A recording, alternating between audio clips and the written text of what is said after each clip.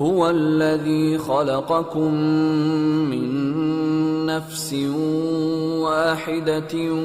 وجعل منها زوجها ليسكن إليها فلما تغشاها حملت حملا خفيفا فمرت به فلما أثقلت دعوا الله ربهما لئن آتيتنا صالحا لنكونن من الشاكرين فلما آتاهما صالحا جعلا له شركاء فيما آتاهما فتعالى الله عما يشركون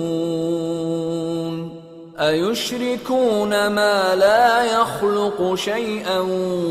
وهم يخلقون ولا يستطيعون لهم نصرا ولا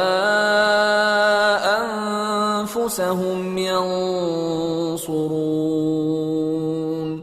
وإن تدعوهم إلى الهدى لا يتبعوكم سواء عليكم أدعوتموهم أم أنتم صامتون إن الذين تدعون من دون الله عباد أمثالكم فادعوهم فليستجيبوا لكم إن كنتم صادقين ألهم أرجل يمشون بها أم لهم أيدي يبطشون بها أم لهم أعين يبصرون بها أم لهم آذان يسمعون بها قل ادعوا شركاءكم ثم كيدون فلا تنظرون إن وليي الله الذي نزل الكتاب وهو يتولى الصالحين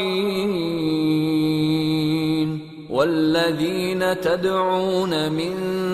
دونه لا يستطيعون نصركم ولا أنفسهم ينصرون وإن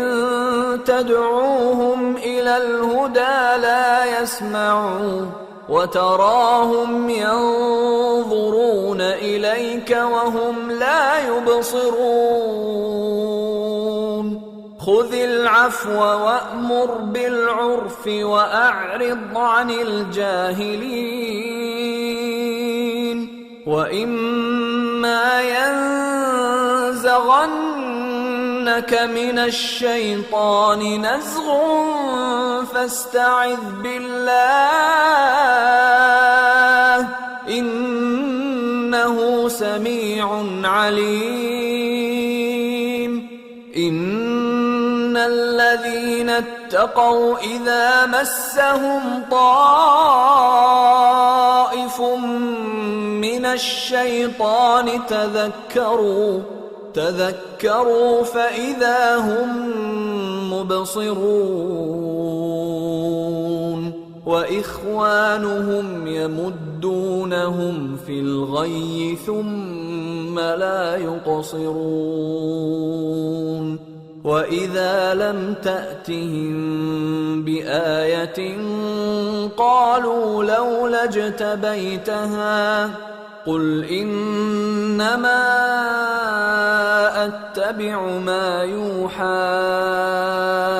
إلي من ربي هذا بصائر من ربكم وهدى ورحمة لقوم يؤمنون وإذا قرئ القرآن فاستمعوا له وأنصتوا لعلكم ترحمون واذكر ربك في نفسك تضرعا وخيفة ودون الجهر من القول بالغدو والآصال ولا تكن من الغافلين إن الذين عند ربك لا يستكبرون عن عبادته ويسبحونه وله يسجدون